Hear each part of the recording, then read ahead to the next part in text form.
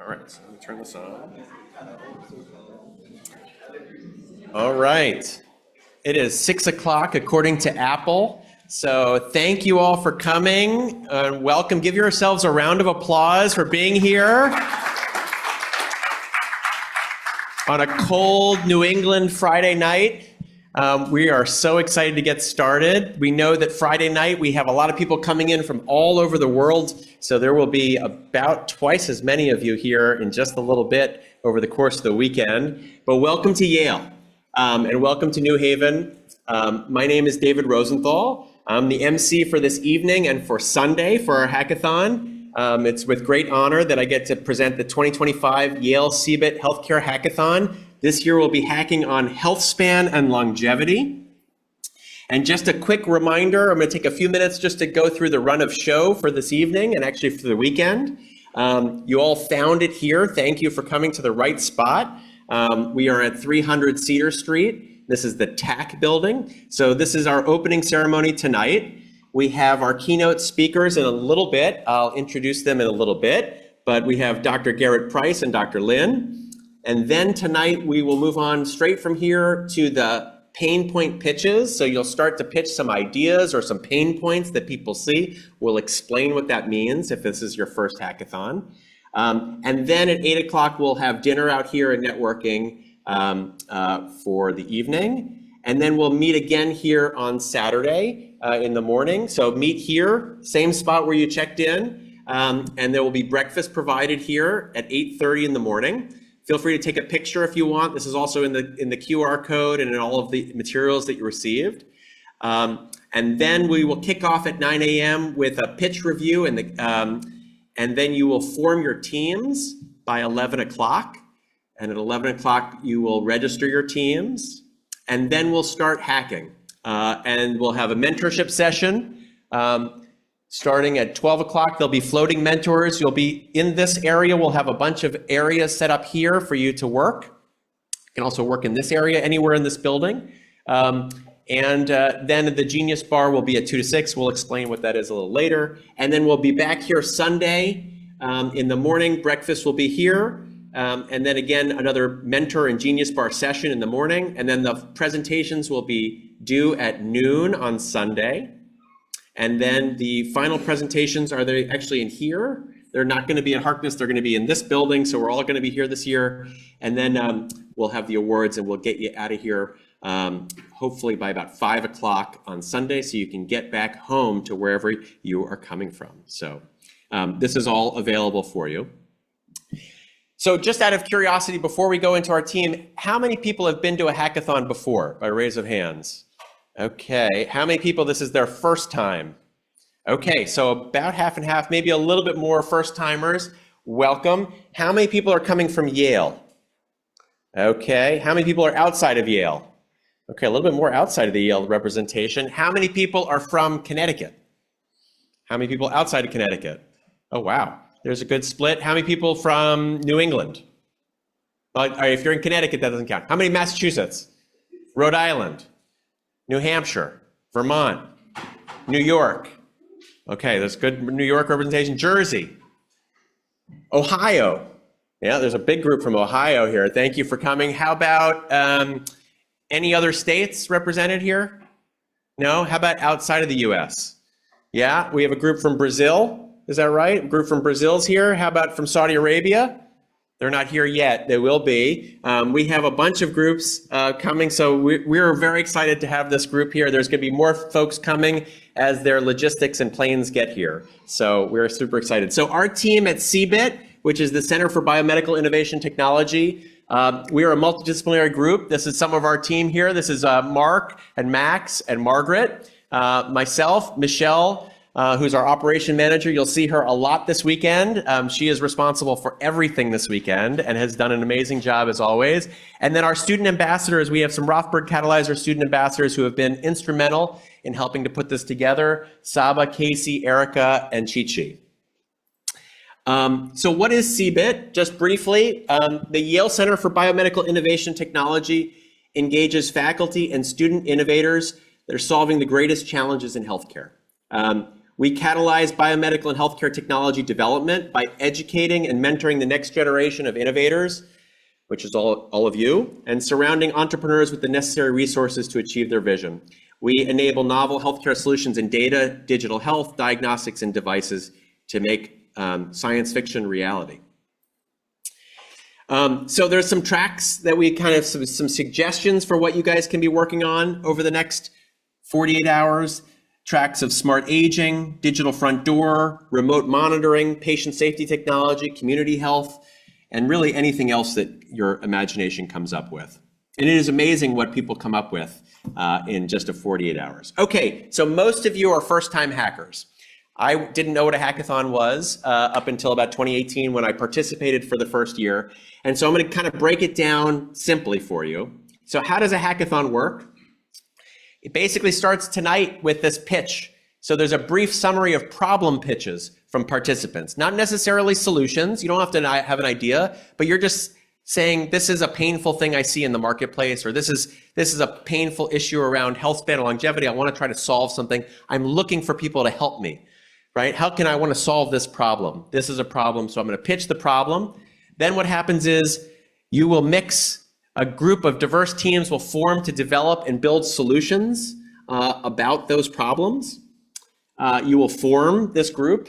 The teams will then hack tomorrow, right? All day and all night if you want to find an innovative solution to the problem. You will then get feedback from mentors. We have some amazing mentors from Yale and beyond in industry who are coming this weekend. And they'll meet with you floating around, giving you advice, asking them questions. And on your pitch, and then you'll iterate, and then pitch on Sunday. And in particular, what we want to focus on is that a hackathon is really an event in which people with diverse perspectives come together, and that can be clinicians, that can be engineers, designers, software developers, business people. You come together. It's an intense, fun-filled 3-day weekend to develop and build solutions that could address challenges facing healthcare today. And it's really a collaborative experience. I'm curious, just by hands, how many clinicians do we have in the audience? Okay, all right, good. How many engineers? Okay, that's good. How many designers? Okay, good little mix of designers. Business people? Okay, that's good representation. What else am I missing? I guess engineers can be broadly, but how about computer scientists? Okay. Other hackers? Just hackers? Professional hackers? There we go. I love it. All right. Fantastic. And anybody else? We welcome everybody, right? Regardless of what you consider yourself or whatever you identify as. So this is our committee. Our hackathon committee is led by Michelle Ferriolo. And Margaret and I have been hackathon advisors, but really this is a student-led committee and work. So Saba, Casey, Erica, and Chichi, and then Brooke, Monica, Eunice, Sasi, Nagin, Joseph, and Saj have been instrumental in putting together all of this weekend for you. We can't do this without our sponsors and supporters. We are thankful to the Rothberg Catalyzer at Yale, to the Sustainable Health Initiative, the Yale School of Engineering and Applied Sciences, the Yale School of Public Health, CBIT, Yale Ventures, the Yale New Haven Hospital System, Center for Healthcare Innovation, and Innovate Health Yale.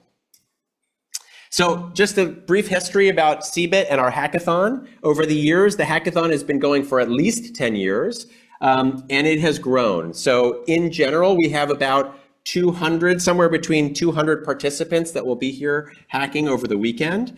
You can see in 2021, this was our virtual hackathon. We had a large virtual presence that one year during COVID. But we have a lot of people that will show up over the weekend, and we're really excited. It ends up being about 50-50, I think maybe 60% Yale community, but 40% outside. And you can see some of the themes that we've hacked on in the past years.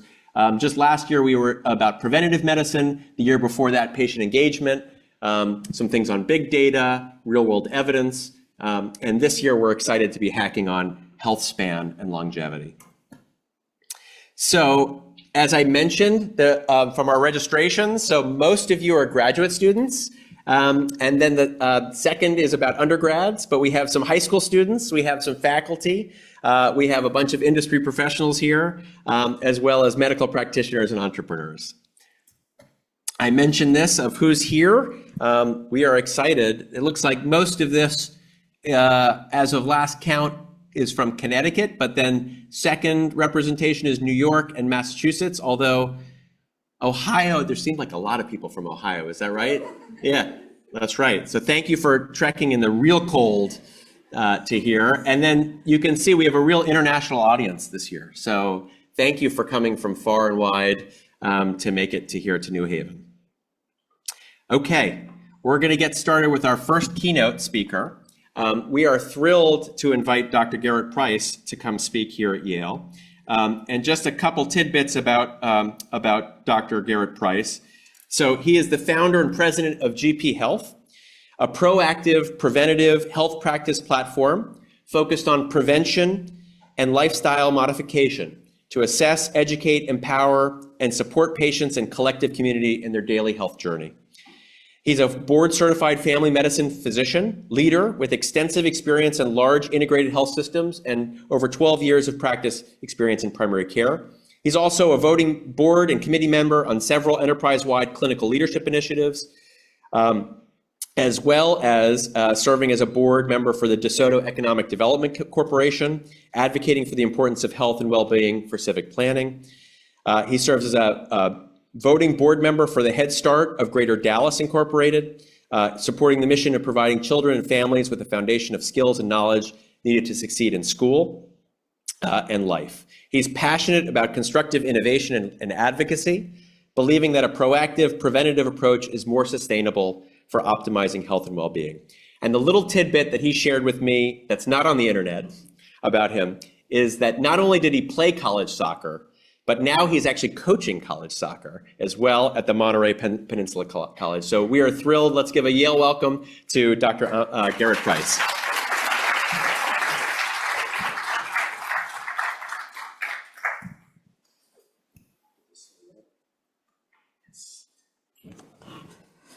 Good evening. Can you guys hear me well? Well, I am Dr. Garrett Price. I want to thank Dr. Rosenthal for my introduction. He already ran through this slide, but I just want to reiterate and say I'm thankful to the sponsors and just this Yale ecosystem as a whole for hosting us. I really love how CBIT is organized around a problem to solve, and it's a big problem in terms of healthcare innovation. So thank you guys for doing so. Dr. Lawrence, I think Margaret is outside, and Dr. Rosenthal. I'll give a shout out to the Yale School of Public Health. My friend and colleague, Dr. Kapama Yapala, invited me to come, so I'm just gracious to be here, and thank you guys for the invite. I also want to recognize the host committee as well. Michelle, thank you. I think you're way in the back. And again, Margaret and David, so thank you. So I will start my timer. I want to be respectful of our agenda. So let's get into it. So the title of my talk is Longevity and Vitality, Foundations versus Hype, right? So they mentioned that, yes, I'm a board certified family physician. I believe deeply in innovation. That's caused me to kind of move further upstream in my approach to care. So I like to take more of a proactive, preventative approach. At this time, I have no conflicts to disclose. And so what are our goals today? Really, what I want to do is diffuse my knowledge to you so you can better ideate, create, and innovate throughout the weekend and hopefully beyond, because again, this is going to be an issue that we need to address head on for years to come.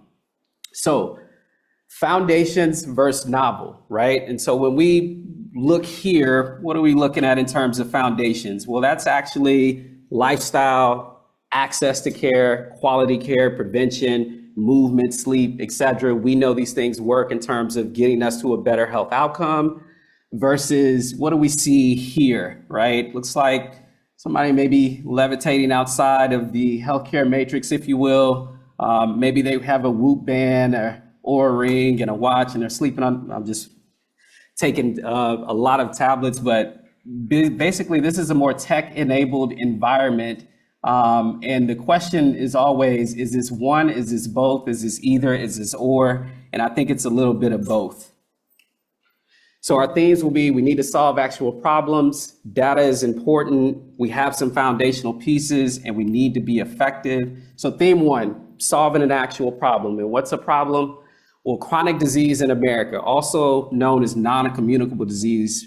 You'll see that in the longevity literature. So we're talking about heart disease, we're talking about stroke, we're talking about diabetes. And look at this, over 60% of Americans, or right at 60%, have a chronic disease, and about 40% have 2 or more chronic diseases. And this is something to note here. It's the leading cause of death and disability. So when we talk about health span, lifespan, we have to address chronic disease.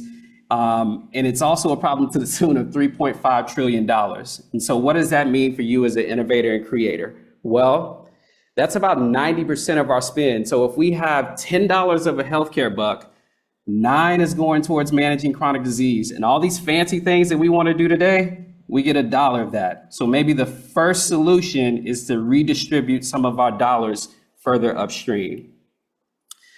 So the Commonwealth Fund, they actually published a study in September of 2024, I believe. And as you can see, we're spending a lot of money, but maybe we're not performing so well. So what they did was look at healthcare system performance for 10 developed countries. These are the metrics that they looked at, 1 being high performing and 10 being not so high performing. So you can see, I like to think that I'm an optimist, that we are not performing so well. So all that means for us as the innovator is that there is room for improvement. I would like to point out that care process, we're actually doing okay. We're number 2. And so these are things like patient safety, protocol, prevention. So maybe these are things that we can lean into. They also looked at spending as a function of gross domestic product. And you can see at one point we were approaching 20% compared to the other developed countries. And so the first thing that you should be thinking about as a solution finder is, where is all this money and where is all this spending going?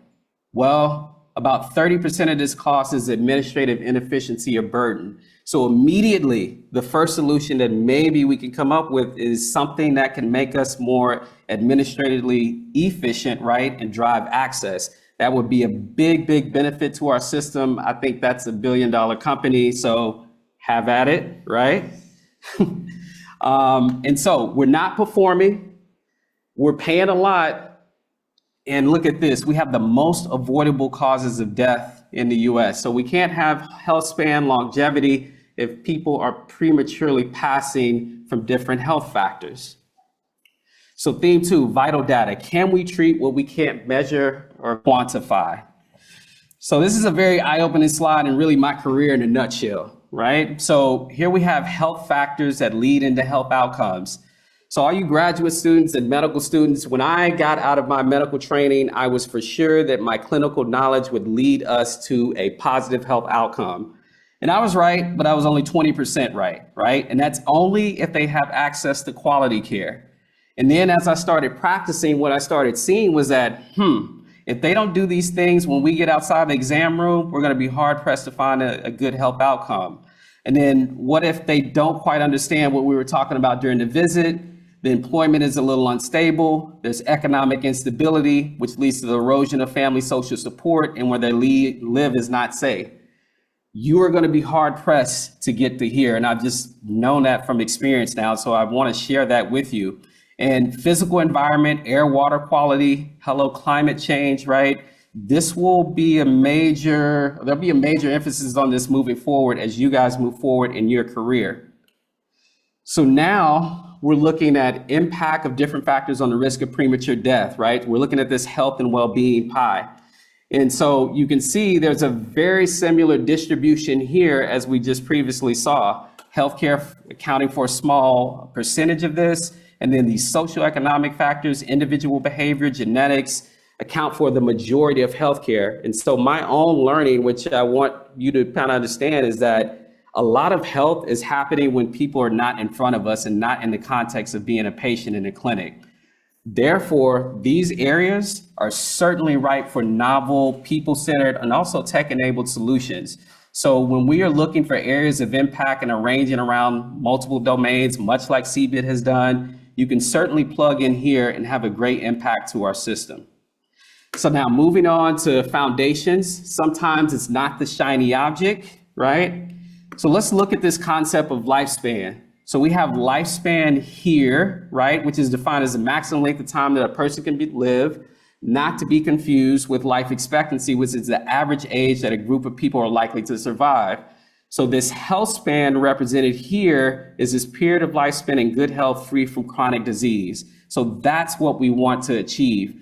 I would probably also add that physical and emotional and cognitive health are a part of health span, especially if we want to optimize longevity and quality of life. So optimize health span, not optimize health span. Here we see this again with lifespan. And so what I really want you to pay attention to is just the difference or the gap here, right? We're about a 65-35 distribution. Here, I don't know about you, this is what I want my life to be, right? Where I have high quality of life, I can do the things that I want to do, and I'm not really burdened by chronic disease or age-related comorbidities. Another thing that you should glean for this is that aging is actually quite malleable, right? Meaning that we can influence this. We can influence this by personal health factors, but also kind of systemic or macro level or socioeconomic factors. And so you as an innovator, you as a solution finder should immediately be thinking, hey, how can I influence health span so where we can actually close this gap? And so I just want to introduce this because you'll see this in the literature, this longevity literature, the health span, lifespan gap, where we have life expectancy, health span, and then this gap here, which is about a decade. So a decade of folks' life is actually spent not in good health. And so we're here to hack this today, but I also want you to know that when we look at health span, lifespan gap, and we look at the US total, we look at females, we look at males, this gap, this is 2025, this gap has been building for the better part of 2 decades. So again, I'm going to keep pointing out solutions to you. If we can design a tool to reduce this gap, again, this will be of large and major impact to our, not only our health system, but just our economy, but also just the US at large. So I'd really love for someone to work on that this weekend, wink, wink, right? Because we definitely want to change this trend and start to equilibrate or reduce this disparity. So we've talked about personal health factors, and now here we are looking at longevity, and you can see that this longevity wheel and pie is about the same, right? There's social factors, there's primary care, and also there are social drivers of health, which we've kind of already touched on. But what I really want to point out is this whole lifelong learning, and we do some of this at GP Health. You know, we as a system of healthcare and innovators need to do a better job of transferring our knowledge to the general public. So literacy, health literacy, and building the fund of knowledge so people actually know how to achieve health. So if you were to create something that just focuses on health literacy, again, that would be a major, major impact for the system. Expanding our scope again, looking at some insights from the Longevity Summit in Portugal in 2023. I really love this framework where you're going from a very cellular sense, right? Getting into more targeted clinical diagnostic treatments, but more so approaches, which hopefully are fishing further upstream in a preventative manner and supporting that with societal structure around that so we can better drive health and consumer well-being. And here we are expanding the scope even more, right? We're going from a very fundamental aspect, getting into an animal model, getting into clinical trials, and then translating our observation, right, to action in the form of public policies, outreach programs, webinars, right? We've got biomarkers, nutritional supplementation. So why am I showing you this? So this is a great framework, but also much like what we're doing here today, we're bringing together multiple domains of expertise. So we always talk about clinical tools. It's going to be much more than clinical tools that gets us to where we need to be. So you as a solution finder, innovator, you can create a solution to fit into any one of these nodes, if you will, and have impact. And I mean massive impact. And it's really going to take all of our disciplines of expertise working together for us to get here. So again, whatever your interest is, you can plug into a lot of places, right? But it needs to be effective. The ability to produce efficacy, right? So efficacy is the ability to produce a desired intended result. And what I was going to say is this: Too many times I see tools that are just tools, right? I can't prescribe a drug that is not effective. We should not prescribe digital tools and digital therapeutics that have little to no efficacy, right? So we want long-lasting tools that stand the test of time, like these pyramids, right? So we've already laid out a case that there's a foundational piece and there's a technological piece, and these things are evenly balanced. So again, we're pointing out the synergy across multiple domains that it will take for us to get there. So this is the area that I like. I like lifestyle medicine. This is how we practice at GP Health. I think there's an opportunity there. We should invest in it and we should optimize here, right? Same with screening. The area that we actually performed well in was actually screening. So we're talking mammograms, we're talking PSAs, we're talking colonoscopies, we're talking skin exams, etc. So if you can design a tool that increases the rates of screening of condition X, thereby decreasing the incidence of condition X, you would have done a great thing, right? And so maybe it's not the thing that gets all the headlines, but this, I'm telling you, is effective. And you want to talk about cost of care? Cardiovascular disease and cancer are the leading cost of care or care generators or cost generators in our system. So leaning into prevention, early screening is usually the best way to combat that. Genomics, I like genomics. I think we should be doing this more. I won't get on my soapbox, don't worry. But this is an area where we can educate our population, and maybe we can get more of these tools into the hands of the general public, and we can take our medicine and practice in a more personalized and precise manner. At GP Health, we like to say that we practice from an N of one, meaning everybody's an individual. And at some point, that's where we really want to get to, because that's where people actually achieve health.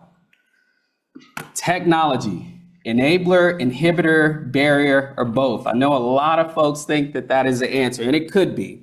So let me kind of frame this, and then I'll be wrapping up with you in just a second. So in 2002, this company that allowed physicians to do telehealth visits was created in Dallas, Texas. It's called Teladoc, right? So they're, I guess, by all intents and purposes, a unicorn. When I showed up right out of residency to Kaiser Permanente in 2011, 2012, guess what? They already had a virtual suite. They were doing synchronous, asynchronous. Matter of fact, my call was a virtual call. It kind of took me aback. I was like, you don't want me to go to the hospital? I was like, okay. So what I'm telling you is these tools existed at least a decade before a pandemic. So immediately your question should be, we had the technology, why didn't we use it? We can have a whole hackathon about payment, innovation. Again, I won't get on a soapbox there. Fast forward to 2017, I come back to Baylor Scott & White. They want to build something very similar. They're getting into Epic, and they want me to launch this kind of whole health clinic that's detached from insurance and more focused on prevention. So that's my jam. So I'm like, I'll be there. So I get there and we build this technological tool. We build it, we build it, we build it, we build it. It scales. We start to do thousands of visits on there. And I remember thinking, because I was kind of in charge of looking at the metrics, and I called, there's only 5 other docs on the committee. I was like, look, we can either continue to build this, or we're going to have to go acquire this capability, right? And that's where you as the innovator come in. However, your technological tool needs to do a couple of things. And let me also lay out the scale of these organizations. Baylor Scott & White owns 55 hospitals. They own over 1,300 medical offices. They employ over 7,000 doctors, and they have over 60,000 employees. It's like a small city, right? Kaiser has 9,000 doctors and has over 90,000 employees nationwide. At Baylor Scott & White, we conducted 13.4 million patient encounters on average. So everybody talks about, oh, we got to get to scale. They're at scale in their respective markets, right? So if you're going to introduce a tool into there, guess what? It needs to lead to some physician satisfaction, patient satisfaction. It needs to yield some actionable insights, and it needs to help us drive quality, right? And oh, by the way, probably some revenue. If you do that, your tool will get adopted. But what we found is that we often get this, right? Frustrated doctors, lead to frustrated patients. a lot of useless data being generated and leading into physician burnout. And I'll go back to my example about novel therapeutics. Like I could really like a drug and the mechanism of action of the drug, but you know what the best drug is? It's the drug that they're actually going to use, right? So same with technology. And I was just talking to Margaret, who's a physician innovator herself. So I'm going to use her, Monique, I'm going to use her as an example. And I was like, when I was at GP Health, I rolled out all these tech tools and blah, blah, blah. I thought they were really cool. And the patients just looked at me and I was like, And what we did was had to scale it back to the very fundamental technological features that they would actually use, right? So a lot of times the use case may be ahead of where the technology is, and we just have to wait on those 2 points to intersect. So closing this out, I want to talk a little bit about community, and Dr. Rosenthal mentioned community health and how important that is to extending health horizon. So in 2021, I was asked to join the DeSoto Economic Board. I didn't know why they were asking a physician to join the board. I was like, okay, I'll do it. But they did mention this biotech campus that they want to build. And they also mentioned that they wanted to build this health center. So I was like, all right, that works. And I started my career in Northern California. And so my brother worked in tech. That company is now a unicorn. And it was to the point, this was very early. Like I would go home and I was like, hey, let's get an Uber. And they were like, we don't have that here. They didn't even know what I was talking about. This is how early this is, right? But I lived in this kind of innovation core and I saw the effect that it was having on the community. So I really drilled down on this with the board and we kind of started to organize around that, right? We had community, we had process, we had people. We said we were going to build this innovation core. We're going to diffuse it to the community and it's going to be great. And then we got with our design partners. So the designers who are in here, what we did was really organize around multiple domains. It was clinical knowledge, it was civic infrastructure, it was design thinking, and this is what we came up with, right? So we are building a 100-acre bio and life science campus. It's called the Urban Life Science Ecosystem. You can see we've embraced biophilic design. There's a whole innovation core here. We're happy to house you in 3 to 5 years, wink, wink. And so what we are really banking on is that the innovation that is done here will diffuse out into our community and our community will be better for it and achieve health span and longevity. But we also had to organize for the result. So you can see we're putting bike lanes in, we're planting trees, we have green spaces. And this has actually been an incredibly rewarding and eye-opening experience for me because it shows what can happen when you organize and convene multiple domains of expertise. You can have massive impact. Oh, by the way, this grant that we got is a sizable grant from ARPA-H, $2.5 billion. That campus is a couple $100 million. GP Health is like right here. Mark Cuban's cost plus drug is close to us. So some interesting things happening in our ecosystem moving forward. So again, impact in multiple domains and it can be massive. Our food for thought, poor guy, he's like, so if I eat this burger, am I gonna live longer? Maybe not, I don't know, sorry. So the takeaway is this. It's multiple things and multiple activities that have to happen for us to get to where we want to be. This whole health span expansion is way more than a clinical tool. It's science, it's medicine, it's clinical, it's society, and it's everything coalescing and working together. And my takeaway for you is always ask why, be humble, stay curious. Innovation is iterative. You have to learn fast, but I know there's this learn fast and break thing, but just know in healthcare, there's a person on the other side of your solution. So I take my job seriously. I want you as an innovator to do the same. We are going to approach this with scholarship and rigor. We need to differentiate a foundation from a trend, and technology needs to be an enabler, not an inhibitor. And if you create from a place of empathy, you will always win. Trust me on this one. And that's my talk.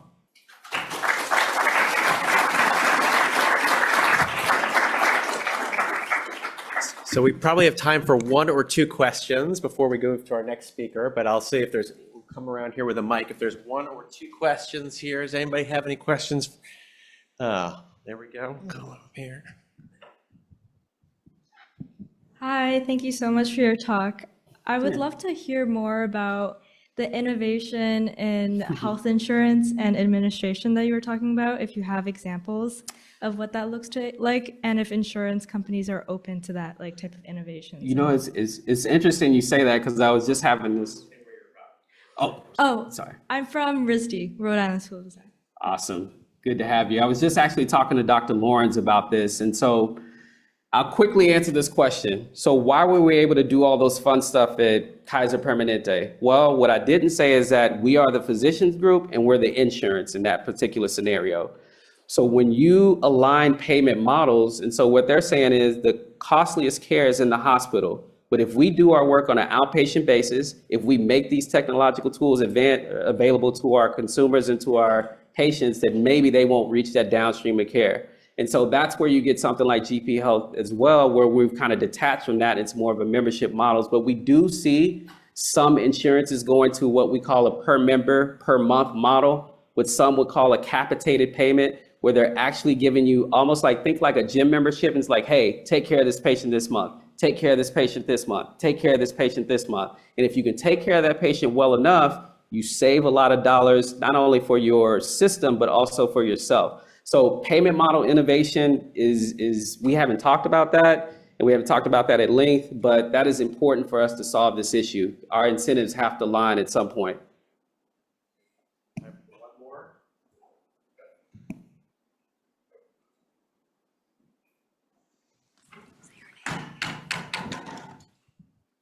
Good evening, doctor. I'm Tejaswini. I'm from University of New Haven. I'm attending this session with my friends today. It's just kind of a query. It's not more of a question. Sure. So there has been a big boom about nutritional labeling and literacy in nutritional labeling, right? They're trying to change it into a 5-star system or something. So do you think that that will have an impact on the chronic diseases that we are facing right now? You know, I like to believe if we're more informed about what we're putting into our bodies, that'll have a positive impact. I liken it to 5 years ago, I started using CGMs even before insurances covered it. And patients would come in and they would say, whoa, this thing lit up when I ate this. And I was like, I didn't even know that was doing that. And so I say that to say, if you become knowledgeable about what you're putting in your body, so the more knowledge we can provide, literacy, right, I think we'll be better off for that. So I like to think that that fits in the same vein and that can get us further down the road. Continuous glucose monitor. I'm talking clinical. So you've seen these things like Dexcom, and it just basically you put your phone on it and it tells you exactly what your glucose is. So we have some folks who are trying to biohack, and that's what they're using, right? So they'll eat breakfast, they'll look at this CGM, and it's like, oh, it's at 200, which is too high of a glucose level. Well, maybe I don't eat that breakfast anymore. And you see how that kind of starts to change the behavior and program you a little differently. I'll just mention the CGMs. If you're curious, you can take a look at Stelo.com, Stelo, which I've done. It's a Dexcom Direct for $89 a month. You can get one as a tested out without a prescription. Exactly. And it's wireless. You don't actually have to tap it. It's automatically giving you the blood sugar, glucose with what you eat. And I'll tell you, like lemonade, I discovered, oh my God, what an amazing spike after lemonade, right? More than ice cream. So anyway, a little bit too much information, but okay. So thank you so much. So we're going to welcome our next speaker here is Dr. Hillary Lin. So we are thrilled to bring to Yale Dr. Hillary Lin, who is a physician, entrepreneur, and founder of Levora Health, transforming healthcare through longevity science, root cause medicine, and AI-driven solutions. She's got a background in neuroscience, oncology, and primary care. She brings a unique blend of clinical expertise, health tech innovation, and experience in longevity medicine. She completed her BS, MD, and internal medicine residency at Stanford. She previously co-founded Curio, which was a VC-backed startup that leveraged technology to enhance mental health care and patient navigation. And she also serves as an advisor to leading healthcare initiatives, including the Stanford alumni startups in New York, the Cornell BioVenture eLab, and the Melinda Gates-backed Headstream Accelerator. She was an Aspen Health Fellow in 2024. And at Levora, Dr. Lin works with healthcare leaders to build, transform, and scale longevity and concierge medicine efforts by combining her expertise in health tech innovation and operations. She helps organizations bring the future of healthcare into practice. And I'll mention two little things about her. One is you should check out her podcast on longevity medicine that she is a influencer on. And the other little tidbit is she is an avid escape room enthusiast. She's been to over 250 rooms worldwide and counting, and I hope that some of the questions are about which ones. And there are some great ones here in New Haven. So we are welcome, Dr. Lin. Thank you so much for coming.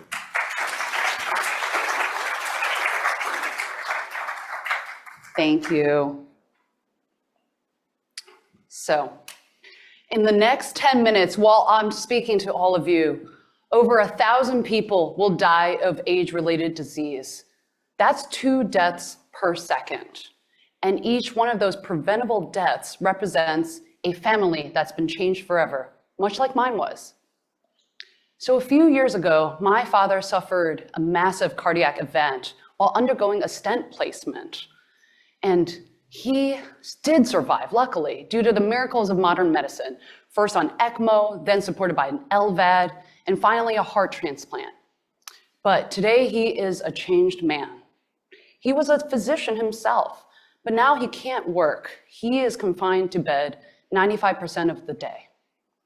So this experience, and I'm sure many of you have had similar ones too, was a wake-up call for me. So I traveled to the ends of the healthcare system to get my own advanced biomarker screening, cardiovascular tests, and finally got on the preventive medicine that I needed. But it really opened my eyes to the fact that our healthcare system is simply not set up for prevention. I trained at Stanford and Columbia, top-tier institutions just like Yale, and yet I have never seen a great example of true healthcare. And that's because our medical system is a sick care system. We prioritize heroic, life-saving treatments, such as for when a person comes in from acute trauma, or when someone has an obviously life-threatening disease like cancer. However, even I, a health insurance covered doctor who knows the ins and outs of the healthcare system, I found it dreadfully hard to navigate this sick care system. I spent thousands of dollars and countless hours to get the care I needed. And this is too much for the average American to go through. I knew and experienced these problems from the perspective of a physician as well. So I practice primary care and oncology, and no matter in what specialty, what I found was the constant back-to-back, double, sometimes triple booked appointments meant that I had just about 5 minutes per patient to build rapport and go through a plan really, really quickly. And this drove me to burnout. Those of you amongst us who are clinicians can probably relate. So that helped me turn to a career in healthcare innovation. And that brings me to all of you. So I'm inspired. We already asked who was in this room, and there's such a diversity of talent here. And I know we're talking about longevity in healthcare, and this topic is so confusing for everyone. So I actually wanted to quickly ask, who here actually knows the definition of longevity medicine? Feel free to raise your hand. I'm getting no answers, so either no one's listening or no one really knows what longevity medicine is. So I can completely relate because longevity medicine is so ill-defined. Maybe you got attracted to this topic because you're a Brian Johnson fan and you're a biohacker tech bro. I say that lovingly. I biohack sometimes myself too. Or maybe you've read Outlive and you really like Dr. Pierre Attia. And I also enjoy evidence-based medicine, so I'm very pro Attia. So no matter where you're coming from, I think we can agree that we all here want to not just live longer, but we want to live well longer. And health span and longevity is all about giving people the freedom to do the things they enjoy for as long as possible and the time to spend with the people they love. So we are standing at a unique moment in human history where extending lifespan and health span is actually not science fiction anymore. It's become a design and delivery problem, which makes it perfect for a hackathon. Because I've participated in a lot of hackathons before, And let me tell you, before this year even, a lot of hackathons were really hard because you were dealing with science problems. But now, today, we don't have those science problems anymore. So just to briefly go over what's happening in the field of longevity science right now. Recently, AI helped redesign foundational anti-aging proteins called the Yamanaka factors, making them 50 times more efficient. That's incredible. We also have the first personalized cancer vaccines going through late-stage clinical trials, and they're finally looking like they might actually work. We also have drugs in the pipeline that address everything from our mitochondrial health to stem cells. They can clear our cellular trash and redesign our energy pathways so that we're essentially as energetic as when we were young. Many of you are still young, but when some of us were young. And the market sees this opportunity as well.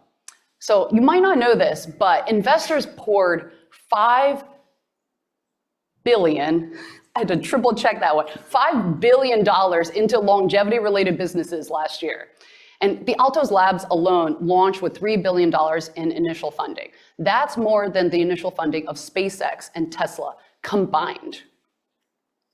The global longevity market is projected to reach $600 billion in 2025. That's this year.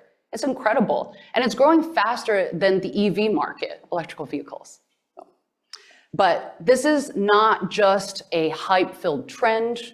It's not a bubble. This revolution, I believe, is as foundational to us as the discovery of antibiotics or of vaccines. So while those discoveries were foundational to our survival, what we're working on today is foundational to how we thrive.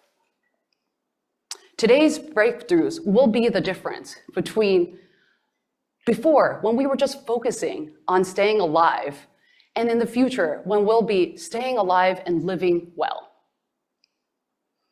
So the changes I'm describing are happening so quickly that our medical system has obviously not caught up. That's why we're seeing things like CGMs being offered direct to consumer. We simply don't have viable care delivery models to offer these things to people the correct way in medicine.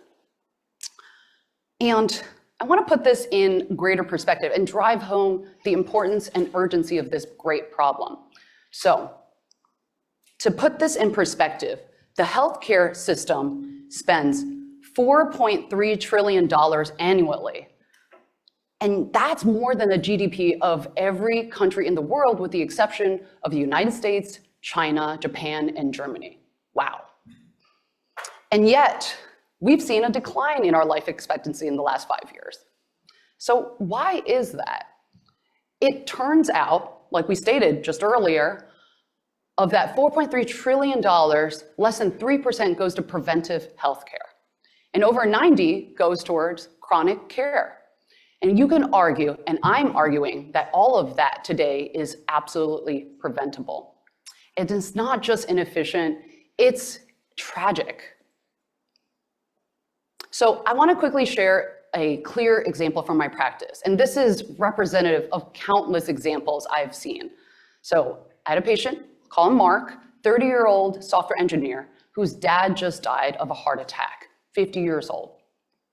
Mark wanted to get proactive about his health, and his basic lab test showed that he had a rising ALT, A1C. For those of you who don't know what those are, it showed early signs of metabolic disease.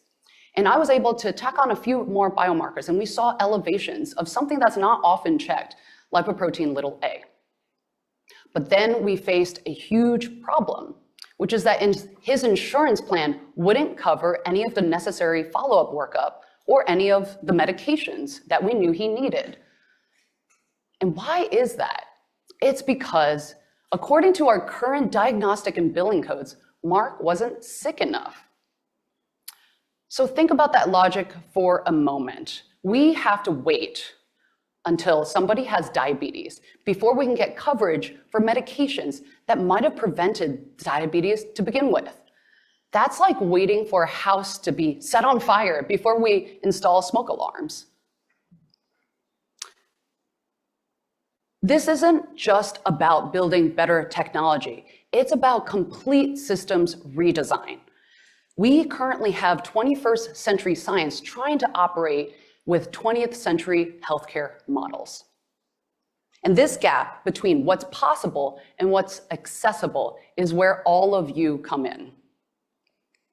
What makes this unique is that 4 critical pieces are finally coming together. So first, we have scientific breakthroughs. Like I briefly mentioned, we are starting to understand aging biology at a molecular level. And we can actually intervene in the process. So from stem cells to mitochondria, we'll soon be prescribing medications that target specific pathways, look at results, and adjust accordingly in real time. That's amazing. Second, computation power. So for everybody who hasn't been living under a rock, we're having a bit of an AI moment. So AI machine learning can now process the complexity of human biology at incredible speed. Just recently, the Nobel Prize in Chemistry was awarded not to a chemist, but to a group of AI scientists behind the protein folding prediction algorithm called AlphaFold. We can now discover new medications and interventions far faster than previously imaginable. Third, we have consumer demand. People are tired of waiting for traditional healthcare to step in. They're demanding more. The success of Ozempic and Wegovy and similar drugs is not just about weight loss. It's actually about taking control of one's health. The rise of continuous glucose monitors, sleep trackers, and all kinds of wearables is representative of the desire for us humans to be proactive about our health. And fourth, this one's surprising, but we're starting to see a little bit of regulatory evolution. So government bodies like the NIH are beginning to recognize aging itself as a condition to intervene upon. This shift opens the doors towards new types of trials and approvals. We're moving from a system that only recognizes disease to one that understands health and aging as a spectrum. So what does this convergence mean? This means that the obstacles, while still great, are no longer insurmountable. And to solve this problem, it takes a diversity of backgrounds and expertise, as we have in this room. We no longer need to wait for scientific breakthroughs. We now need to build better ways to deliver the breakthroughs we now have. So let me just share a few ideas for areas ripe for innovation. And this is meant to inspire, not to limit your creativity. First, consumer health data integration. Most people today who are excited about their health have dozens of devices. You've got Apple Health devices, Oura rings, ultra-human rings, sleep trackers, blood tests, and I haven't even touched the data from electronic health records because that's just a monster. But we need better ways to unify all of this data and extract meaningful insights from at the right time. Secondly, we need early warning systems. So we have the data to predict health issues years before it become critical, but this information so far isn't reaching patients or doctors at the right time. So if you are somebody who works in healthcare, you probably have been frustrated by all the technologies out there being like, wow, we already have great web apps to solve literally everything. We have AI agents that can literally do things for you, make reservations, build an entire app. I can build a web app in about 30 seconds right now, just by prompt engineering. And I'm not a programmer or an AI scientist. So it's very frustrating, but it takes somebody who works in clinical medicine to describe the problems exactly to a technological innovator and incorporate all of that in actual workflows. And third, democratizing access. So right now we live in a world where cutting edge preventive care is unfortunately only accessible to those who pay cash. We need platforms that can make these interventions more accessible. And maybe that's through insurance integration, maybe it's through cost optimization, or maybe it's through an entire different new delivery model. So remember, these are just starting points. During this hackathon, I encourage you to think really broadly and totally outside the box.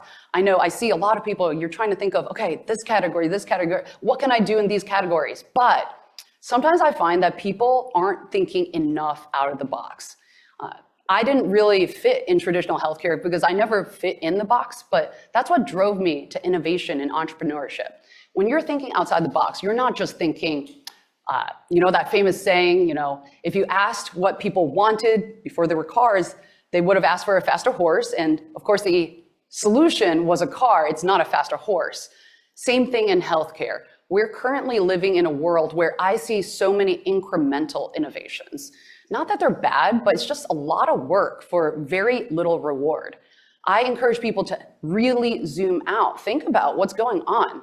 And I'm not kidding, the AI stuff is for reals. It's like, and we're talking about, I just saw a proposal, I don't know if it's gonna go through, but I just saw a proposal by a governor, I forgot which one, where they were going to replace doctors with AI. And they phrased it in such a way that it didn't seem super threatening, but essentially an AI would be able to prescribe medications or create entire clinical plans.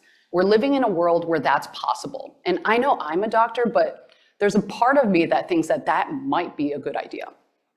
Oh. Remember, you have a unique advantage being in this room. You're surrounded by people not like you. So don't go to other people who are in your specialty. I know that's really tempting. People like hanging out with people who are just like themselves. But the best team, I have no doubt, is going to be a diverse team. Somebody who's got a clinician, someone who's got a researcher, a developer, an AI person, a designer. All of this needs to come together to create the best solutions. So we stand at a pivotal moment in the history of health and longevity. 5 years ago, the science was not ready. And 5 years from now, major players are gonna become entrenched. It might not be the players you want. I know sometimes people, they sit back and they're like, someone will figure this out. But you might find that the people who figure it out don't do it the right way. Anybody who's ever worked with the Epic systems, EHR system, knows that this is true. They did solve a problem, but maybe we didn't like the solution. So during this hackathon, you have the opportunity to be a part of this fundamental shift in how we view aging and health entirely. That's so cool. I wish I was with you now, because this is the time to innovate. It wasn't even 5 or 10 years ago. Innovation was a lot harder back then. But today, even with minimal technical skill, there's so many tools out there to help you build things from ground up. Anyone here today can make a working prototype using pretty much free or very cheap tools available out there. So this movement needs more than just one successful company or idea. It needs a groundswell of innovations. And remember, in the time that I've been speaking, hundreds more people have died due to aging. And I encourage you to think ambitiously. I know when I talk to a lot of folks, they're like, well, aging is inevitable. Aging-related disease will always be there. But I challenge you to think otherwise. Maybe it won't. Maybe we've been thinking about it all wrong. So whether you're a developer, a clinician, a researcher, or an educator, each one of you brings a unique piece to the puzzle today. The future of healthcare depends on a shift towards health span, toward extending not just our years, but our healthy years. The future needs your creativity, your innovation, and your passion. So this weekend, I encourage you, don't just build a product, build a movement. Thank you.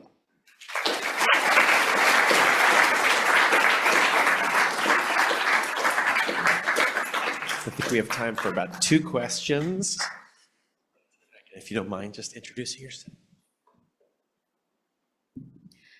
Hi, I'm Malika. Thank you so much for your talk. I'm from the University of Cincinnati. My question to you was, you talked about having so many apps and digital tools on the market.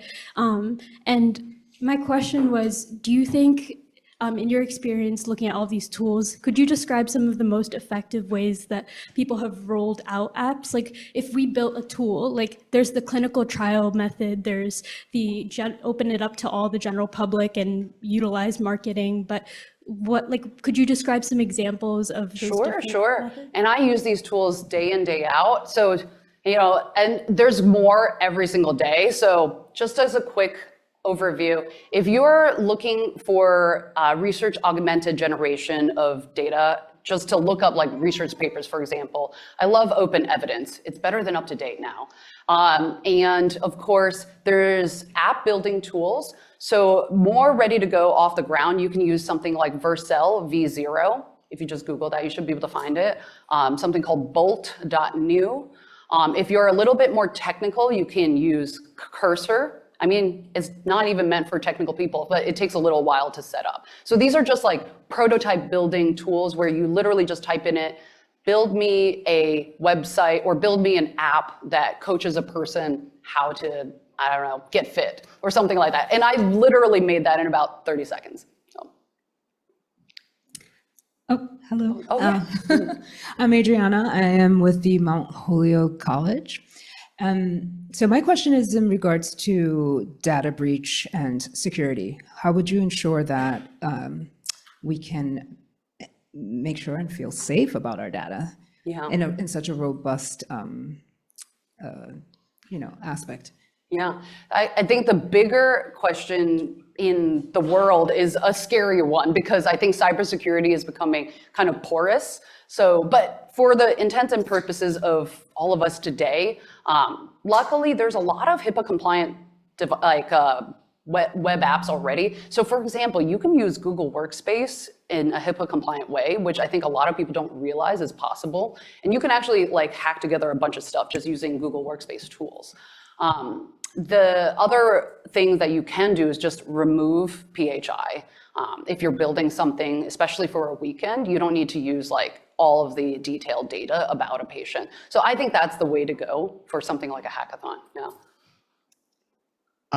Thank you so much for talking about consumer health data integration and kind of diving deeper into it. But my question is, in terms of companies that provide those services such as Oracle or Epic, who have, I guess, very secure firmwares in terms of the devices they use and the data that gets integrated within those medical records, how do you feel about like approaching those kind of situations, especially when those companies have such hard firmwares on them? Yeah, you're touching on a much harder problem to solve. And I would say it may not even be something worth addressing in a hackathon because this is more of a business problem where you have to build partnerships. So just to illustrate an example, there's about 1 million different ambient scribe technologies out there. And why is Abridge winning right now? And it's because they have the business partnerships. They started at UPIT and then they expanded from there. So it's purely a business development problem rather than a technology problem. And that's a little bit harder. Social engineering, I suppose.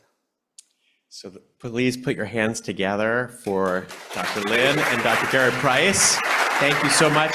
They will be here a little bit floating around tomorrow as well, coming around as mentors, so you can ask them questions, and please do ask them questions and get their expertise. We're going to change and shift because of timing. We're going to stay on task.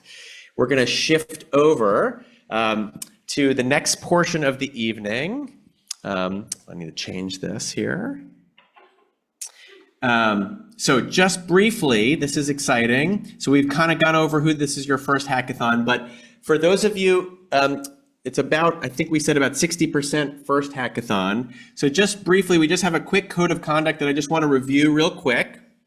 And I'm not going to read this entire slide, but I'm just going to say that because it is a very inclusive group, and our mission really is to make sure that we hit a couple different things. And this is going to be available to you as well online, but just a couple bullet points. Keep your teams open.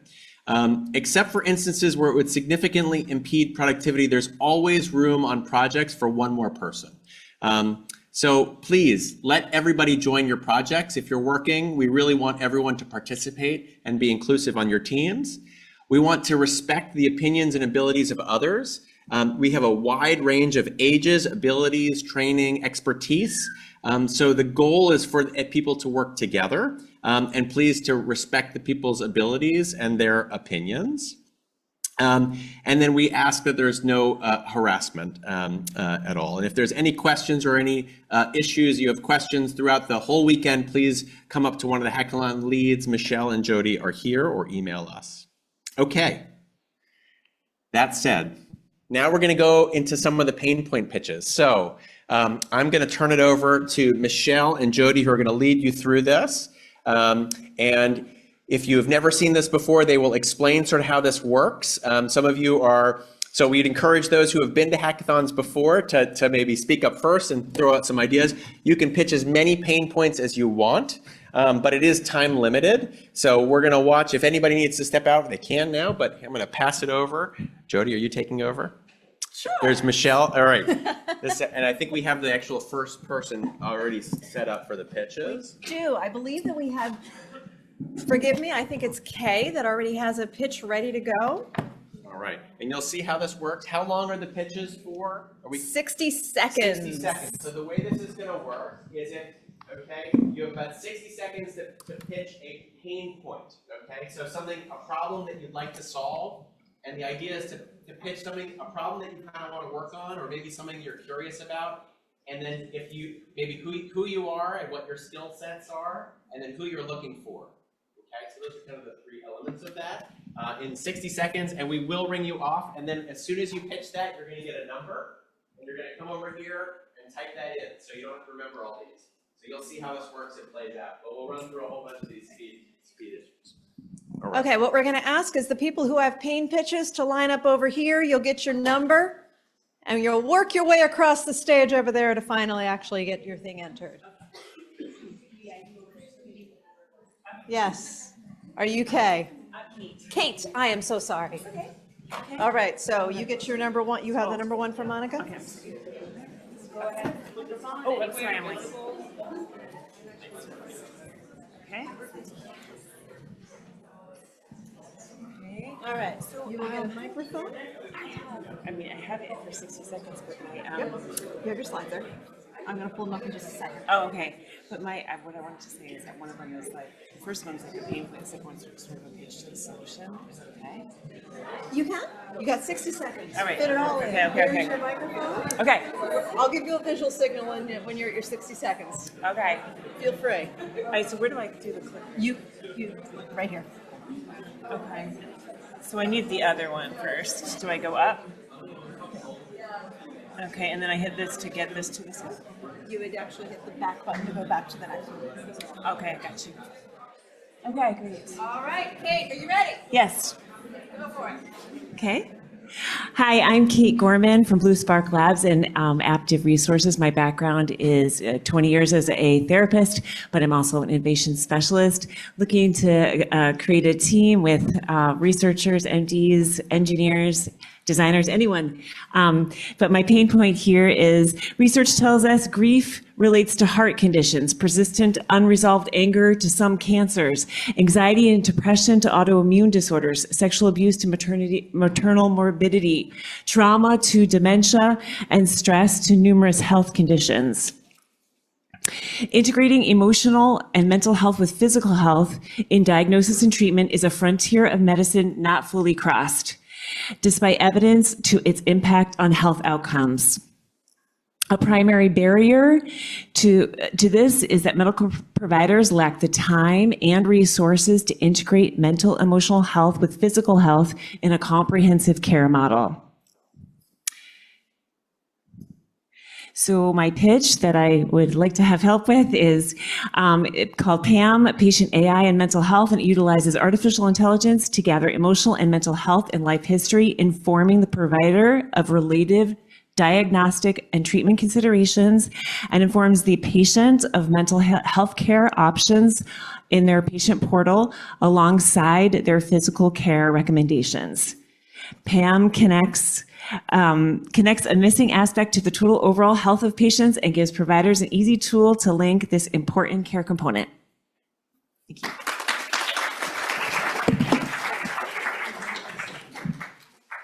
All right, you want to come right over here? Okay, make sure that gets, what we're going to have is as you finish your pitch, you're going to go over to that side. Erica is going to help you get your pain point entered into this spreadsheet. And at the end of the night, we'll have all of them up on the big screen. All right, pitch number 2. Good evening, everyone. My name is Carl Osborne. I'm from Delaware. Founder of CCOL, Augmented Reality EHR. I'm also an Epic and Oracle analyst and 3-time health hackathon winner. Your medical records aren't safe. 1 out of 10 hospitals get hacked, and they do pay, though you don't see that in the press. My solution is very clear. I think we need to rethink this. In my phone, I have a crypto wallet where I keep all my cryptocurrency. My proposal is to have a medical record crypto wallet and empower the patient. The way to do this is that hospitals often also make money off of researchers. About 87% of your medical records are given to these research companies. It's time that patients now empower clinicians to have access to certain medical records and also to allow researchers access to their medical records and get payments. Thanks.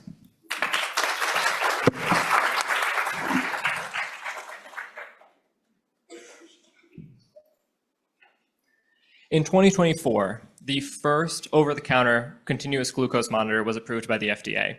As some of our speakers, I had been wearing one even before this had happened, and I am not a diabetic, though I found it very interesting to know things such as when lemonade spikes your blood glucose. I am looking to build an app. Right now, if you use something such as Stelo, you're not able to understand that data without being scientifically inclined. But we can bring this to all consumers using AI in order to consistently tell them, here's what you need to be doing in your lifestyle changes, and here's what you should continue to do. I'm looking for some medical background in order to validate some of the research and some folks on the design side to help design the user experience. I'm a data scientist myself. If this sounds like you, come speak to me after. Thank you.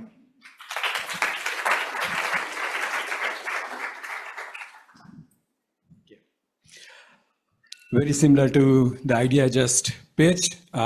This is something I experienced myself 3 years back. I won't go into the details of that, but the problem I have is there is no platform that integrates all your health-related data. That means data from your wearables, data from your doctor's visit, data from your lab tests. And I want to solve that by having that data, do data analytics on that, and provide suggestions to, individualized suggestions to improve your health span. Thank you.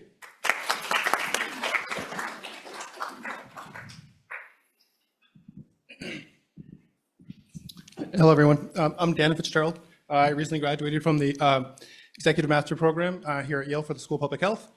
Shout out to all the clinicians out there taking care of patients. Really, we're all between a medical visit right now. We hear a lot of talk about different EHRs and different solutions, but it's hard to know how to take care of yourself without understanding the complexity of it, what your visits are, what meds you're on, why you're seeing the patient. I have a platform I've developed from one of the previous hackathons. It's called All of Me. It encompasses a lot of your visits, your providers. Really what I'm looking for are other clinical innovators out there to help use this basic platform that it's able to be shared with other ones, because not only are we taking care of ourselves, but our family members, we're also taking care of them. And many people are also taking care of their elder parents as well as their children. So we need an app. We need to find a way to get a baseline of everyone's screenings. We need to find a way to identify when those screenings are done and complete, and really how to get it next. Get those items in front of the patients. So thank you.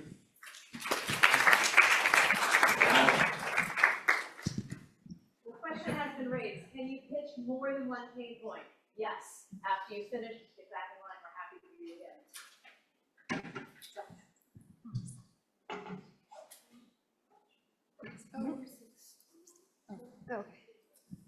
Hi, everybody. I'm Nadine, and this is Danny.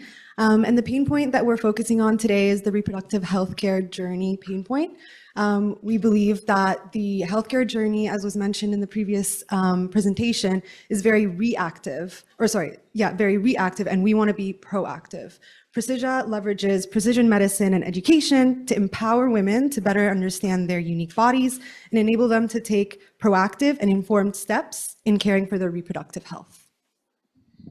So we both have business backgrounds. I'm currently at MIT Sloan, and Nadine has a consulting strategy background. So we want to find people in the medical technical fields to bring on a different perspective to the problem that we're tackling.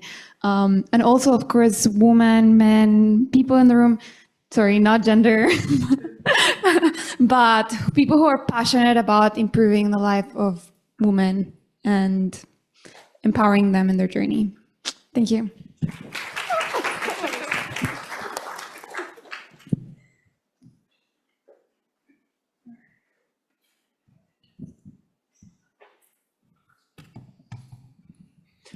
Hi, my name is Artemis, and I'm here from the side of the care providers.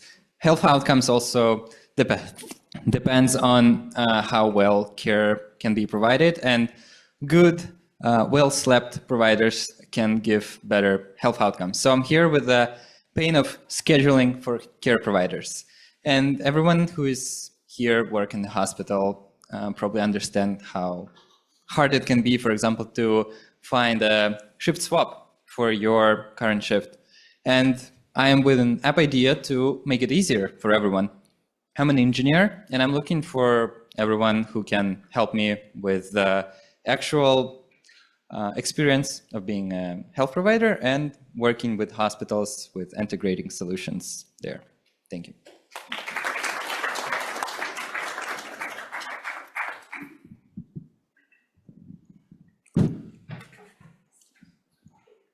Hello, everyone. My name is Nima. I'm an international medical graduate working as an associate research scientist here. As an international medical graduate trying to enter residency in this country, there is several things that you need to figure out. You need to pass USMLE examinations, have research experience, build your network, and go to clinical rotations in this country. Finding appropriate clinical rotations is where thousands of international medical graduates are struggling with, and here is where I'm gonna help. I have a community of medical doctors and a community of international medical graduates, and I'm gonna facilitate these connections. Please join me if you can help me with building a mobile application or website, expanding the medical doctors community, and also international medical graduate community. IT, community making. Please join me.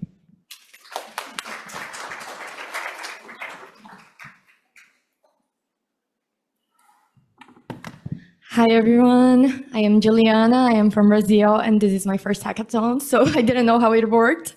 So I'm sorry, I didn't rehearse it. But the project that I thought about is mental health of people, because the people are gone only when they die, because I don't think so. I think this process starts when the people shows the slight signs of dementia. And one thing that I thought about is, if we can see it before the family, maybe we can help the patient in a better clinical pathway.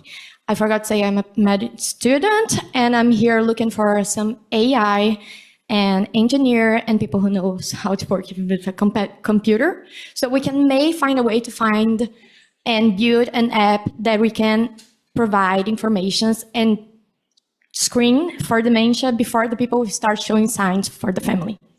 Thank you.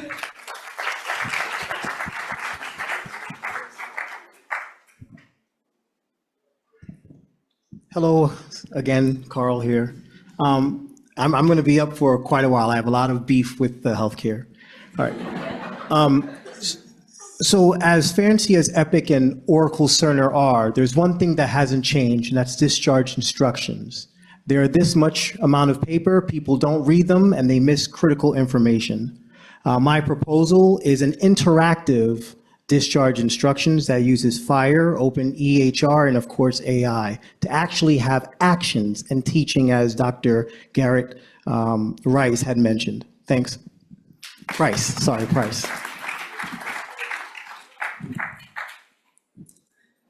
Hi everyone, my name is Zora. I'm an oncology and psych nurse. Before I came here, I work across the street. Maybe you don't notice. That's a Yale Psychiatric Hospital. In my floor, there's 26 patients. It's a locked unit. A patient there for suicidal ideation. We're helping them to go through the most challenging time of their life. Sometimes they are homeless. They don't have a support system.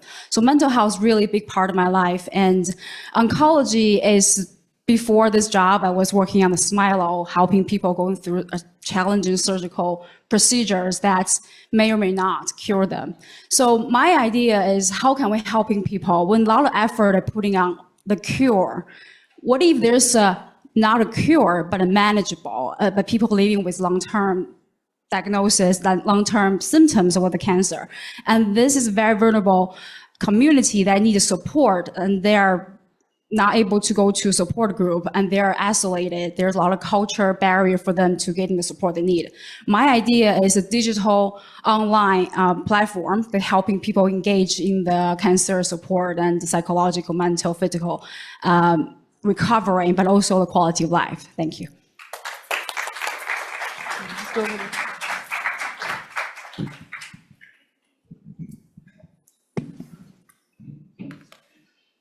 Hi everyone, my name is Imra. I'm a junior studying computer science and engineering at the University of Connecticut. I am wanting to share my experience. 2 years ago, I had jaw surgery here at the Yale in oral maxillofacial surgery with that team. And what happened was they wired shut my mouth for a month and I was unable to communicate my needs. My mom, who doesn't speak English, she doesn't know how to read or write, any of that. She has no English experience. The only way I was able to tell her what I wanted was by writing it down. My mom does not understand any English, so she didn't know what I needed. I therefore had to call a nurse every single time I wanted something. And you would think tools such as Google Translate would accommodate for that, but unfortunately Google Translate only supports the most widely spoken languages such as English and Arabic, and not my native language Pashto. So I want to create a tool that breaks the barrier for a patient properly addressing their needs without any sort of language barrier. Thank you.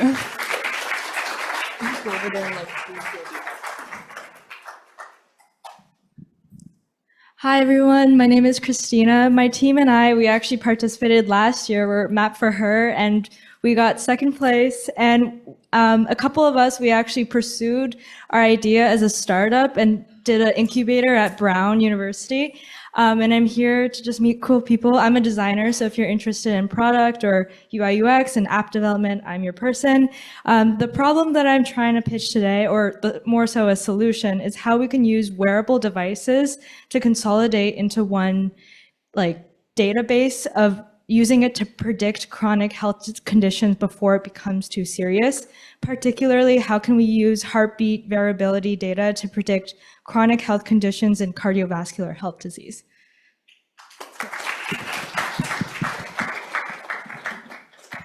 Thanks. Last time, I promise. The World Health Organization said that 80% of chronic diseases can be cured by just eating well. When I was 25, as a traveling EHR consultant, I didn't know I was type 2 diabetic. And I literally ate myself into diabetes, as I tell people. At the hospital, the provider ordered medications and, of course, a low-carb diet, and I was back ready to go. The problem was I was single, don't know how to cook, and I traveled every week. And so the discharge instructions, the doctor looked at me and said, you have to eat better. But what does that mean? I'm proposing a digital solution to train people on how to eat while they're at the hospital, and when they're discharged, a way to get healthy food, when they go to their favorite restaurants, what food to eat, and recipes if you're from another country. Thanks, bye.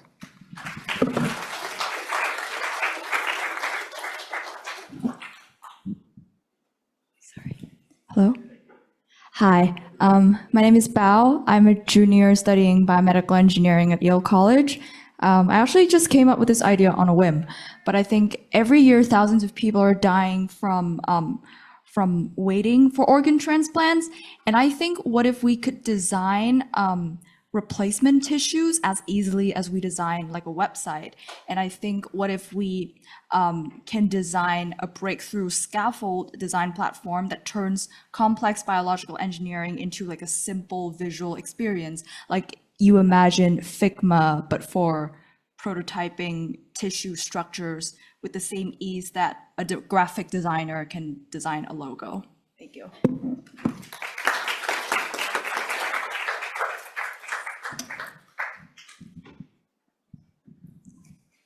Hello, everyone.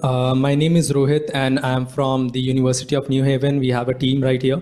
And the idea that we are trying to figure out as a pain point is something that the emergency response in real time, right? So at times it happens that let's say a fatal incident happens and we don't have the right resources in a quick response. So what we are trying to build is a tool which would help people to just get it would provide a quick response in short period of time, be it, and the outcome is supposed to be a speech where someone who would just write a query like a chat GPT, but for the response or the recommendation on what are the next steps to be taken while the required help is arriving. So that is something that we are trying to build. We are trying to use AI and data science along with some of the medical records that could be used of the patient. And that's it. Thank you.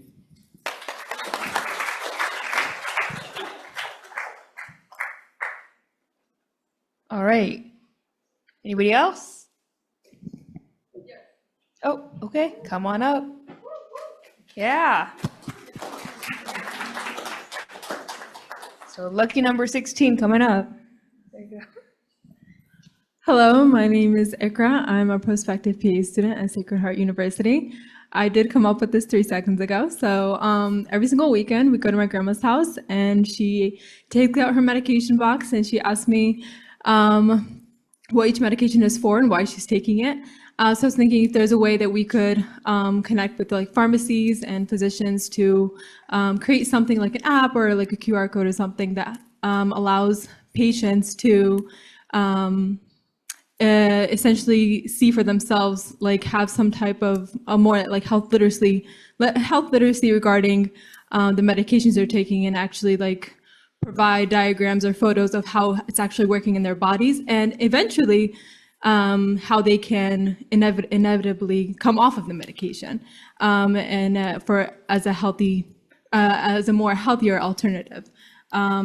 Suggest in that process of how they can have a better lifestyle and increase their longevity. That's about it.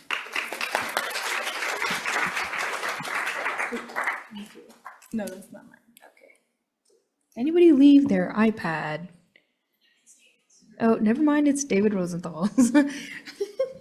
All right, come on up. Oh, we'll get your number.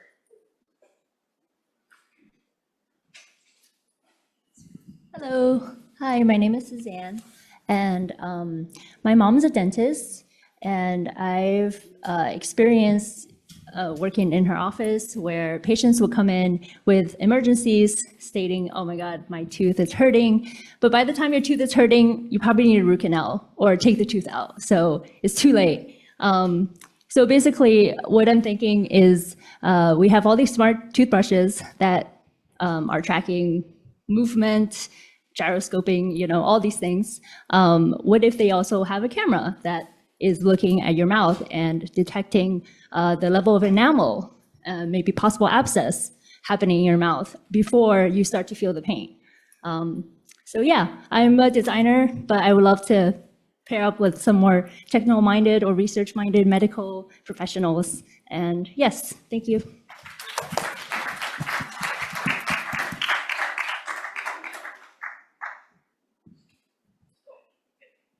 My lucky number. Yeah, I'm Daniel. I'm first year MBA. I just come here with like ideas 30 seconds ago as well. So childhood experience shape who we are today and directly impact our health and longevity. So when I was 6, I like to play pinball a lot. Pinball, yeah. My mom gave away half of my pinball when my cousin visited my home. So I was so, I don't want to say that word, but yeah.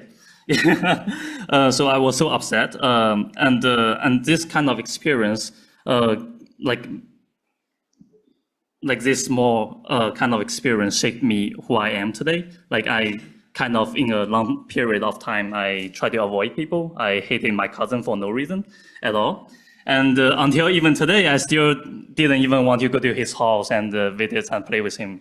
So I think that's the childhood experience. It really shaped who we are today. I want to develop this kind of app or experiential device that can help the mentors, the teachers, the parents to making sure they understand each of their child. Oh no, all their child have been going through an experience and what happened on them, they didn't find out.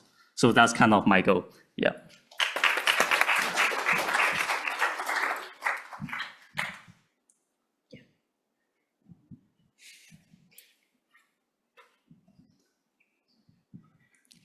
Hello again.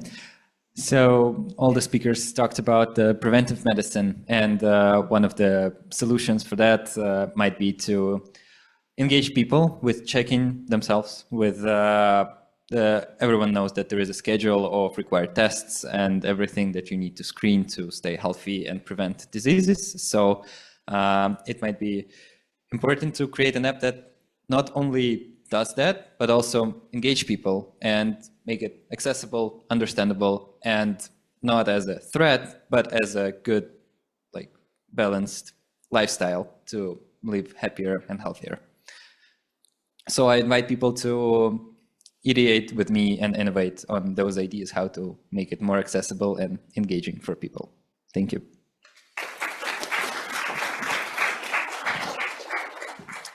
Hi, everybody. Thank you for this. I'm Nilaba. I'm from Cornell University, Biomedical Engineering. My idea is a little bit personal. So back home in India, my grandmom usually just watches TV the entire day, not finding anything to do that she enjoys. She loves reading, but she cannot. So one thing that I realized from my personal experience is that the existing old population is in dire need of help, not technological, but rather communal and social. So the proposal that I have for everybody here is that could we look after the existing aged population before looking to solve today's problems? And the ending note that I want to give out here is that I'm open to collaboration, and I'm interested in a lot of other ideas, all of them revolving mostly on mental health and bringing technology together to make it better. Thank you so much.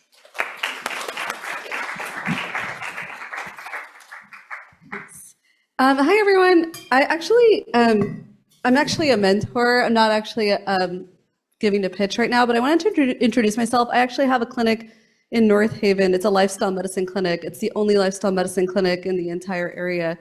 And so if you have a pitch or something like that and you want to know about what lifestyle medicine care is actually like, then please let me know.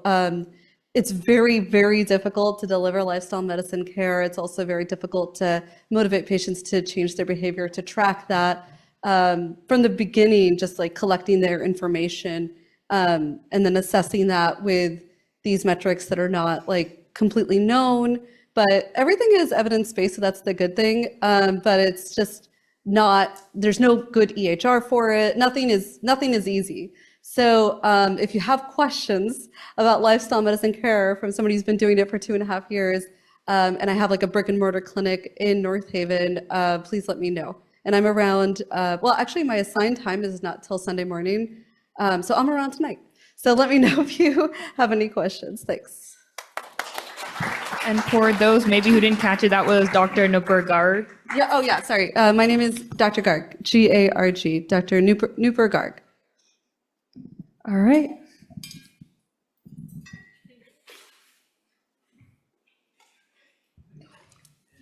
Hi, my name is Annie Katz, and I'm a 10th grade student, and I'm very interested in electrical engineering and wearable tech. On a personal note, my grandmother underwent a double mastectomy, and she ended up getting a post-operative infection, which landed her back in the hospital and was a very scary situation.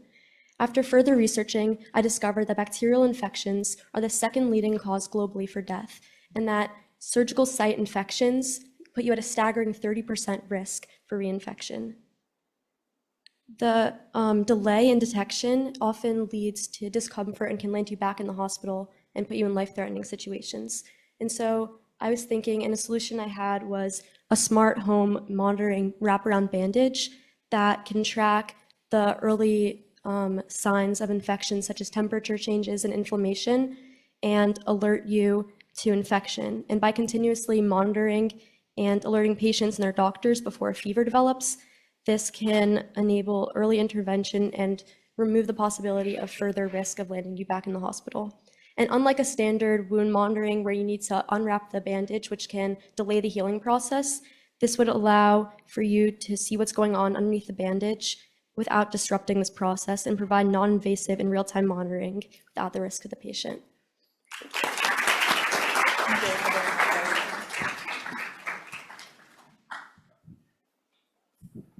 Hi guys, my name is Sachi.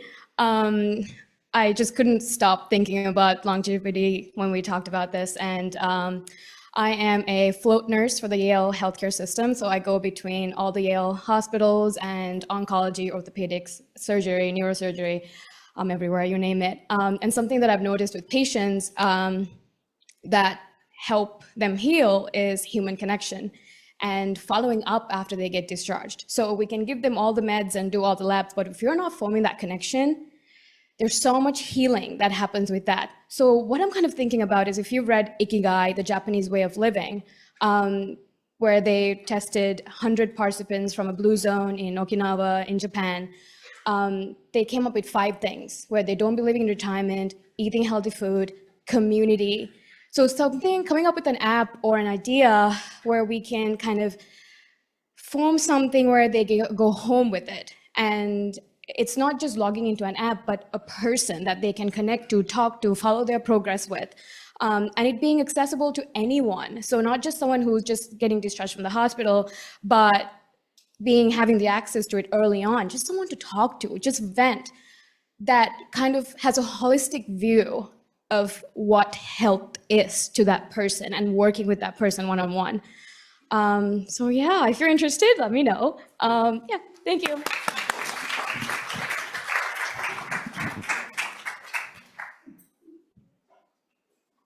Hi everyone over here. Really nice to meet you. I'm Vanessa.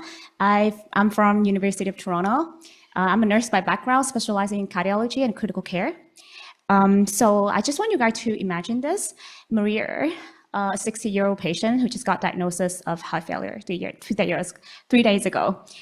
So she was sitting out eating her favorite homemade meal, and she was recalling that her doctor has stressed that the importance of managing her salt, sugar, and fat, even fluid intake.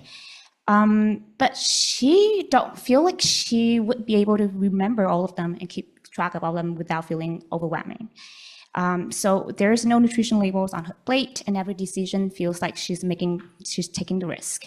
So my solution would be that we will create a digital app empowered by AI, perhaps like text to or image to text or deep learning, so we can help patients like Maria, typically like chronic conditions like heart failure, diabetes, or hypertension, to empower them to make informed choices for their diet management and then have more autonomy over their health. Thank you so much.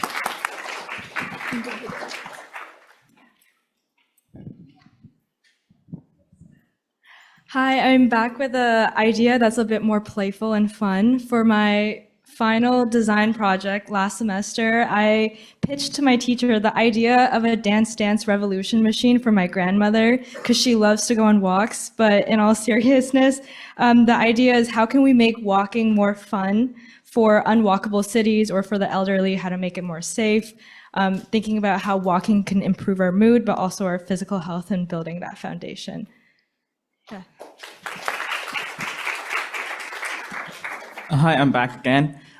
This time around, I don't have a solution for this. I just have a pain point. I want to explore the threat of increased readmission and lack of efficient discharge planning in our healthcare system. And this is all based on the talks given earlier by our mentors. So I'm looking to explore options from clinical workflows to behavioral science to social engineering, but I'm open to any ideas for that. Thank you.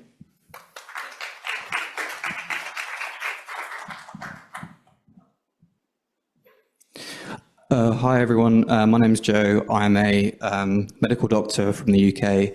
I'm currently doing a Master's in Health Data Analytics and Machine Learning at Imperial College London, and I'm going to start my vascular surgery residency in October, so that's my background.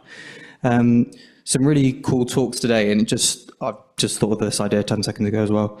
But I noticed that there was basically an increased drive for consumers, for all of us, taking advantage of, taking ownership over our health. But sometimes I worry about companies taking advantage of our concerns, offering us investigations that we don't necessarily might not actually necessarily need. One thing that came into my mind was that I know there's a company that's just raised a lot of money doing full body MRIs without any clinical indication. You could end up detecting a lot of incidental tumors leading to, or cysts that would never cause any trouble that end up needing operations and things. So the idea was basically, could you make a technology that was able to evaluate the potential pros that some of these softwares or some of these tools that are offering against the potential risks to make sure that it was actually cost effective and beneficial to the patient. Thanks.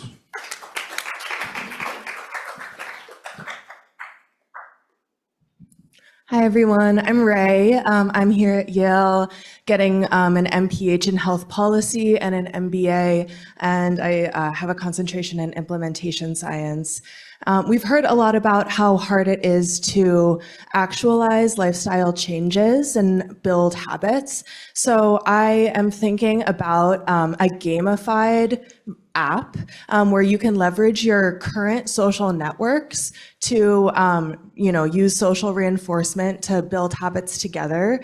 I think that you can integrate this kind of positive feedback with wearable devices that people might use, right? And you can set goals for your team together. We also know that insurers usually reimburse a lot of interventions like massages, group class passes, group activity classes. And so we can leverage that as a way to get rewards for goalposts. Say your team accomplishes communal goal, you would get a free massage or get like free classes. I think it could be a great idea. So join me if you're interested. Go over there. Hello, everyone. My name's Manita, and I'm Varshni. We are high schoolers. This is our first hackathon. Everything is a little overwhelming, but we are very excited. You want to begin? Yeah. So our problem statement is that unexpected accidents and chronic diseases mixed with rising healthcare costs burden many of those, especially those who are not fully interconnected with their own health and healthcare plan. Our solution is that using an app using predictive analytics powered by AI based on factors such as genetics, history, and lifestyle that can help recognize early signs and provide lifestyle change recommendations.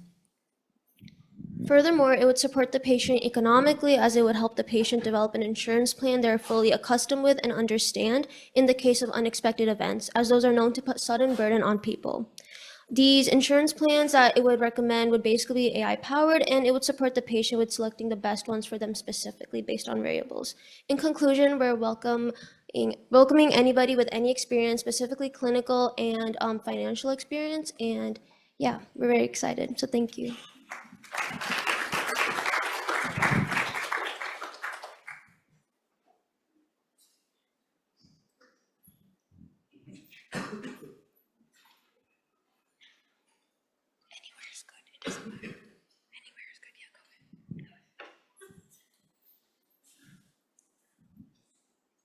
Hey everyone, this is Naga. I'm working as a data analyst in a financial company, and I would like to pitch in my idea. I'm from an Indian background. Majority of my family never talks about my ancestral medical history and all, and we have never known what happened to our uncles or aunts, like distant uncles and aunts, what actually happened to them and what was the reason for their death.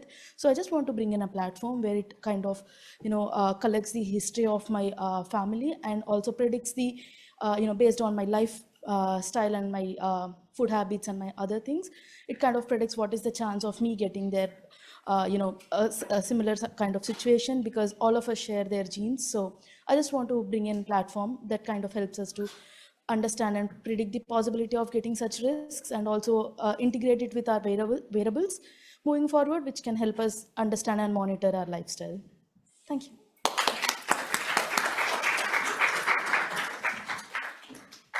All right, great. Thank you guys so much. Wonderful to hear all of the pain point pitches, potential solutions, and innovative hacking that's going to be happening during this weekend. And to start off the weekend, we're going to feed you. So you're going to have dinner outside. You guys can head on over. just before you get up, sorry, one quick thing. Tomorrow morning, you are going to meet back here. 8:30 is breakfast. 9 o'clock, you're going to meet back here in the TAC auditorium. If overnight you've thought of another pain pitch, you're going to have an opportunity to still present that tomorrow morning, okay? So yeah, get yourselves fed, marinate in the ideas, and come back tomorrow morning if you have anything else. Thank you.